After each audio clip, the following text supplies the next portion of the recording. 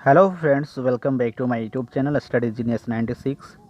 Friends, आज की इस वीडियो में हम लोग भारतीय संसद यानी कि इंडियन पार्लियामेंट से संबंधित इतिहास के अति महत्वपूर्ण प्रश्न को करेंगे, जो दोस्तों आपके किसी भी कम्पिटिटिव एग्ज़ाम के लिए इम्पोर्टेंट है। ठीक है, और इसमें जितने भी प्रश्न हैं दोस्तों, सारे के सारे किसी न किसी कम्पिटिटिव एग्ज़ाम में ऑलरेडी पूछा हुआ है। ठीक है, और इसमें वो भी प्रश्न शामिल किए हैं जो दोस्तों 2020 में पूछा गया है। ठीक है, तो ये सारे प्रश्न आपके एग्ज़ाम के लिए महत्वपूर्ण हैं। ठीक है, तो आप लोग इसे अच्छे तरीके से याद कर लीजिएगा, ताकि दोस्तों आपको इस टॉपिक से एग्ज़ाम में एक भी प्रश्न छूट ना पाए। और अगर आप इस वीडियो को अच्छे तरीके से देख लेते हैं और सारे प्रश्न को याद कर लेते हैं, तो इस टॉपिक से एग्ज़ाम में एक भी प्रश्न छूटने की कोई चांस नहीं रहेगी। तो दोस्तों, हम लोग इस वीडियो में टोटल 40 से भी ज़्यादा प्रश्न करेंगे, जो काफ़ी ज़्यादा महत्वपूर्ण है। ठीक है, और चलिए शुरू करते हैं आज का पहला प्रश्न को और देखते हैं आज का पहला प्रश्न क्या है। और उससे पहले दोस्तों, आप लोग खुद से प्रयास करिएगा प्रश्न का उत्तर देने के लिए। ठीक है, ताकि आपका भी टेस्ट हो सके। तो चलिए देखते हैं आज का पहला प्रश्न को। तो पहला प्रश्न है, आप लोग दोस्तों पहले खुद से प्रयास करिएगा प्रश्न का उत्तर देने के लिए। ठीक है, आपको यहाँ पे 4 ऑप्शन दिख रहा होगा, तो अपना आंसर सेलेक्ट कर लीजिएगा। और इसमें जितने प्रश्न हैं सारे के सारे किसी न किसी कंपैरेटिव एग्जाम में पूछा हुआ है। ठीक है, तो चलिए शुरू करते हैं आज का पहला प्रश्न को। पहला प्रश्न में है, भारत की संघीय व्यवस्थापिका को किस नाम से जाना जाता है? तो इसे जाना जाता है संसद के नाम से। ठीक है, ऑप्शन डी इस प्रश्न का राइट आंसर होगा। अगला प्रश्न करेंगे 2, भारतीय संसद के कितने सदन हैं? और ये जो प्रश्न है एनटीपीसी 2021 में पूछा गया है। तो 2 सदन होते हैं। ठीक है, भारतीय संसद में 2 सदन है, एक है उच्च सदन और एक है निम्न सदन। ठीक है, तो ऑप्शन बी इस प्रश्न का राइट आंसर होगा। अगला प्रश्न करेंगे, संसद के किस सदन को प्रतिनिधि सभा भी कहा जाता है? तो ये कहा जाता है लोकसभा को। ठीक है, ऑप्शन ए इस प्रश्न का राइट आंसर होगा। अगला प्रश्न करेंगे, संसद का लोकप्रिय सदन है? तो जो लोकप्रिय सदन है ये है लोकसभा। ठीक है, ऑप्शन ए इस प्रश्न का राइट आंसर होगा, लोकसभा। नेक्स्ट प्रश्न करेंगे 5 में है, संसद का अस्थायी सदन है? यह भी प्रश्न पूछा हुआ है एनटीपीसी 2021 में। तो ये है राज्यसभा। ठीक है, ऑप्शन बी इस प्रश्न का राइट आंसर होगा। नेक्स्ट प्रश्न करेंगे, भारत के संविधान के अनुच्छेद 79 के अनुसार निम्नलिखित में से किसे यकीन है भारत की संसद के एक भाग के रूप में वर्णित किया गया है? नीचे दिए गए कोड का प्रयोग कर सही उत्तर चुनिए। ठीक है, तो इस प्रश्न का राइट आंसर होगा ऑप्शन डी 1, 2 और 3 को, यानी कि सभी को, लोकसभा को, राज्यसभा को और भारत का राष्ट्रपति को। ठीक है, और ये प्रश्न देखिए एनडीए 2020 में पूछा गया है। अगला प्रश्न करेंगे 7 में है, निम्नलिखित में से कौन सा एक प्रावधान भारतीय संविधान के अंतर्गत संसद के सदस्यों के विशेष अधिकारों तथा उन्मुक्तियों को निर्धारित करता है? तो ये करता है अनुच्छेद 105। ऑप्शन बी इस प्रश्न का राइट आंसर होगा, और ये प्रश्न 2012 में पूछा गया है। अगला प्रश्न करेंगे, निम्नलिखित में से कौन संसद का अनन्य भाग नहीं है? तो इस प्रश्न का राइट आंसर होगा ऑप्शन बी, यानी कि उपराष्ट्रपति। ठीक है, ये संसद का अनन्य भाग नहीं है। और यह प्रश्न देखिए यूपी पीसीएस 2004 में पूछा गया है। तो ऑप्शन बी इस प्रश्न का राइट आंसर होगा। अगला प्रश्न करेंगे 9 में है, भारत के संविधान में कहा गया है कि भारत की संसद के 3 अंग होते हैं। इनमें से एक अंग लोकसभा, दूसरा अंग राज्यसभा, जबकि तीसरा अंग है, तो ये है राष्ट्रपति। ठीक है, ऑप्शन ए इस प्रश्न का राइट आंसर होगा, राष्ट्रपति। इन तीनों के मिलने से संसद का निर्माण होता है। ठीक है, तो ऑप्शन ए इस प्रश्न का राइट आंसर होगा। अगला प्रश्न करेंगे, भारतीय संसद के कितने अंग हैं? तो ये हैं कुल 3 अंग। ठीक है, लोकसभा, राज्यसभा और राष्ट्रपति। और देखिए रेलवे 2003 में पूछा गया है। अगला प्रश्न करेंगे 11 में है, भारतीय संविधान के किस अनुच्छेद में कहा गया है कि संघ के लिए एक संसद होगी जो राष्ट्रपति और 2 सदनों से मिलकर बनेगी। तो ये कहा गया है अनुच्छेद 79 में। ठीक है, ऑप्शन बी इस प्रश्न का राइट आंसर होगा। अगला प्रश्न करेंगे, निम्नलिखित कथनों में कौन असत्य है?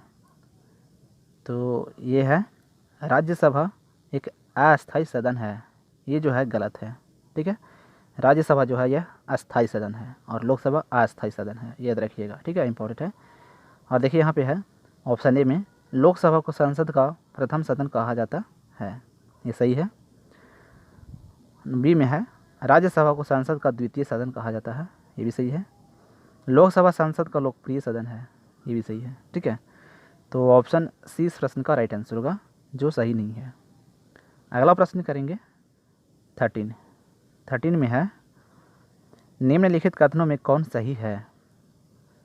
तो इसका राइट आंसर होगा ऑप्शन डी उपयुक्त सभी। ठीक है, सभी सही हैं, यानी कि लोकसभा भारतीय जनता की प्रतिनिधि सभा है, ये सही है। राज्यसभा संसद का उच्च सदन है, ये भी सही है। राज्यसभा राज्यों का प्रतिनिधित्व करता है, बिल्कुल करेक्ट है। ठीक है, तो ऑप्शन डी इस प्रश्न का राइट आंसर होगा। ठीक है, उपयुक्त सभी। अगला प्रश्न करेंगे, संसद का निम्न सदन एवं उच्च सदन क्रमशः है? तो ये है लोकसभा एवं राज्यसभा। ठीक है, लोकसभा को निम्न सदन कहा जाता है और राज्यसभा को उच्च सदन कहा जाता है। ठीक है, दोनों को याद रखिएगा, इम्पोर्टेंट है। अगला प्रश्न करेंगे, संसद को भंग करने के लिए कौन सक्षम है? तो ये है राष्ट्रपति। ठीक है, ऑप्शन ए इस प्रश्न का राइट आंसर होगा, जो प्रेसिडेंट होते हैं वही करते हैं। ठीक है, तो ऑप्शन ए इस प्रश्न का राइट आंसर होगा। नेक्स्ट प्रश्न करेंगे 16 में है भारतीय संसद की संप्रभुता प्रतिबंधित है? तो ये है न्यायिक समीक्षा से, ऑप्शन बी इस प्रश्न का राइट आंसर होगा। अगला प्रश्न करेंगे, संसद के कितने सत्र होते हैं? तो ऑप्शन डी इस प्रश्न का राइट आंसर होगा उपयुक्त सभी, यानी कि बजट सत्र, मानसून सत्र और शीतकालीन सत्र। ठीक है, ऑप्शन डी इस प्रश्न का राइट आंसर होगा। अगला प्रश्न करेंगे, संसद के 2 क्षेत्रों के बीच अधिकतम कितना अंतराल दिया जा सकता है? तो ये दिया जा सकता है 6 महीने का। ठीक है, ऑप्शन सी इस प्रश्न का राइट आंसर होगा और ये देखिए 2014 में पूछा गया है। अगला प्रश्न करेंगे 19 में है भारतीय संसद के दोनों सदनों की संयुक्त बैठक किस संबंध में होती है? तो इस प्रश्न का राइट आंसर होगा ऑप्शन सी साधारण विधेयक के संबंध में। ठीक है, और ये प्रश्न देखिए यूपी PCS 1997 में पूछा गया है। अगला प्रश्न करेंगे 20 में बोल रहा है संसद के दोनों सदनों का संयुक्त अधिवेशन आयोजित होता है? तो ये आयोजित होता है और यहाँ पे देखिए लिखा हुआ है निम्न कोटों में से सही उत्तर का चयन कीजिए। तो इस प्रश्न का राइट आंसर होगा ऑप्शन डी, यानी केवल 4 वाला सही है। ठीक है, यानी कि एक ऐसे विधेयक पर विचार करने और उसे पारित करने के लिए जिस पर दोनों सदनों में मतभेद हो। ठीक है, इसीलिए संसद के दोनों सदनों का संयुक्त अधिवेशन होता है। ठीक है, तो इस प्रश्न का राइट आंसर होगा ऑप्शन डी, नंबर 4 वाला जो है ये सही है। ठीक है, और ये प्रश्न देखिए BPSC 1995 में पूछा गया है। अगला प्रश्न करेंगे 21 में है साधारण विधेयक से संबंधित गतिरोध को दूर करने के लिए संसद के दोनों सदनों की संयुक्त बैठक कौन बुलाता है? तो ये बुलाते हैं राष्ट्रपति। ठीक है, ऑप्शन ए इस प्रश्न का राइट आंसर होगा और ये देखिए SSC 1999 में पूछा गया है। नेक्स्ट प्रश्न करेंगे लोकसभा व राज्यसभा की संयुक्त बैठक कब होती है? तो ये होती है लोकसभा एवं राज्यसभा में मतभेद होने पर। ठीक है, ऑप्शन बी इस प्रश्न का राइट आंसर होगा और ये देखिए रेलवे 2005 में ये प्रश्न पूछा गया है। सारे प्रश्न इंपॉर्टेंट है। ठीक है, आपको इसी वीडियो से कई सारे प्रश्न देखने के लिए मिल जाएगा। और दोस्तों मैंने कई सारे वीडियोज़ बना रखे हैं हिस्ट्री के, जो आपको हिस्ट्री के प्लेलिस्ट में देखने के लिए मिल जाएगा। ठीक है, काफ़ी ज़्यादा महत्वपूर्ण रहेगा सारे वीडियोज़ आपके लिए। तो 23 में है संसद के दोनों सदनों के साथ साथ बैठने पर निम्न होता है? तो ये होता है एक बिल जिस पर दोनों सदन सहमत ना हो उस पर विचार करना और पास होना। ठीक है, तो ऑप्शन सी इस प्रश्न का राइट आंसर होगा। और ये प्रश्न देखिए रेलवे 2005 में पूछा गया है। अगला प्रश्न करेंगे, यदि किसी सामान्य विधेयक पर राज्यसभा और लोकसभा के बीच गतिरोध आता है तो उसका समाधान कौन करेगा? तो ये करता है संसद का संयुक्त सत्र। ठीक है, ऑप्शन सी इस प्रश्न का राइट आंसर होगा। और ये प्रश्न देखिए एसएससी 2013 में पूछा गया है। अगला प्रश्न करेंगे 25 में है, स्वतंत्र भारत के संसदीय इतिहास में अभी तक कितनी बार संयुक्त बैठक यानी कि अधिवेशन बुलाई गई है? तो ये बुलाई गई है 3 बार। ठीक है, ऑप्शन सी इस प्रश्न का राइट आंसर होगा, 3 बार बुलाई गई है अभी तक। ठीक है, नेक्स्ट प्रश्न करेंगे, क्या राष्ट्रपति या उपराष्ट्रपति कभी संयुक्त अधिवेशन की अध्यक्षता करते हैं? तो इस प्रश्न का राइट आंसर होगा ऑप्शन बी यानी कि कभी नहीं। ठीक है, कभी नहीं करते हैं। अगला प्रश्न करेंगे, संसद के दोनों सदनों के संयुक्त अधिवेशन की अध्यक्षता कौन करता है? तो ये करते हैं लोकसभा अध्यक्ष। ठीक है, लोकसभा के जो अध्यक्ष होते हैं वही करते हैं संसद के संयुक्त अधिवेशन की अध्यक्षता। ठीक है, अगला प्रश्न करेंगे 28 में है, संसद के संयुक्त बैठक को कौन संबोधित करता है? तो इसे संबोधित करता है राष्ट्रपति। ऑप्शन डी इस प्रश्न का राइट आंसर होगा। ठीक है, अगला प्रश्न करेंगे, और ये प्रश्न देखिए एनडीए 2014 में पूछा गया है। नेक्स्ट प्रश्न करेंगे 30 में है, संसद के संयुक्त अधिवेशन में विधेयक पारित होता है। तो ये पारित होता है दोनों सदनों की कुल उपस्थित तथा मतदाता सदस्यों के सामान्य बहुमत द्वारा। ठीक है, ऑप्शन सी इस प्रश्न का राइट आंसर होगा। अगला प्रश्न करेंगे, संविधान संशोधन प्रस्ताव के संबंध में दोनों सदनों में मतभेद होने की स्थिति में, तो 31 का राइट आंसर होगा ऑप्शन डी, प्रस्ताव गिर जाएगा। ठीक है, जब मतभेद होता है तो प्रस्ताव गिर जाता है। ठीक है, तो ऑप्शन डी इस प्रश्न का राइट आंसर होगा। अगला प्रश्न करेंगे 32 में है, संसद की कार्यवाही सूची में प्रथम विषय होता है। तो जो प्रथम विषय होता है ये होता है प्रश्नकाल। ठीक है, ऑप्शन बी इस प्रश्न का राइट आंसर होगा। अगला प्रश्न करेंगे, कौन सी प्रथा संसदीय प्रणाली को भारत की देन है? तो ये देन है शून्यकाल। ठीक है, ऑप्शन ए इस प्रश्न का राइट आंसर होगा। और ये देखिए यूपीएससी 1992 में ये प्रश्न पूछा गया है। अगला प्रश्न करेंगे 34 में है, संसद के किसी सदस्य की सदस्यता तब समाप्त समझी जाती है यदि वह बिना सदन को सूचित किए अनुपस्थित रहता है। तो इस प्रश्न का राइट आंसर होगा ऑप्शन ए 60 दिन। ठीक है, बिना सूचित किए अगर 60 दिन अनुपस्थित रहेगा ना तो ठीक है उसकी सदस्यता समाप्त हो जाती है। और यह प्रश्न देखिए रिपीट किया गया है एग्ज़ाम में, यूपीएससी 1990 और एमपीपीसीएस 1992 में पूछा गया है। सारे प्रश्न इंपॉर्टेंट हैं। ठीक है, अगला प्रश्न करेंगे, एक वर्ष में कम से कम कितनी बार संसद की बैठक होना आवश्यक है? तो ये है 2 बार। ठीक है, ऑप्शन बी इस प्रश्न का राइट आंसर होगा, कम से कम 2 बार होना ज़रूरी है। ठीक है, और ये प्रश्न देखिए यूपीपीसीएस 1995 में पूछा गया है। अगला प्रश्न करेंगे 36 में है, भारत के संविधान में निम्नलिखित में से क्या कथित है? निम्नलिखित कूट में से सही उत्तर चुनिए। तो 36 का राइट आंसर होगा ऑप्शन डी, केवल 2 वाला जो है ना ये सही है। ठीक है, यानी कि संसद राष्ट्रपति और 2 सदनों से मिलकर बनेगी, ये सही है। यानी कि लोकसभा और राज्यसभा और राष्ट्रपति जब मिलते हैं तो संसद बनता है। ठीक है, तो नंबर 2 वाला जो है ये सही है। ठीक है, तो ऑप्शन डी इस प्रश्न का राइट आंसर होगा 36 का। अगला प्रश्न करेंगे, निम्न विधेयकों में से किसका एक भारतीय संसद के दोनों सदनों द्वारा अलग अलग विशेष बहुमत से पारित होना आवश्यक है? तो इस प्रश्न का राइट आंसर होगा ऑप्शन डी, संविधान संशोधन विधेयक के द्वारा। ठीक है, और ये प्रश्न यूपीएससी 2003 में पूछा गया है। अगला प्रश्न करेंगे 38 में है, संसदों के वेतन का निर्णय कौन करता है? तो ये करता है संसद, ठीक है।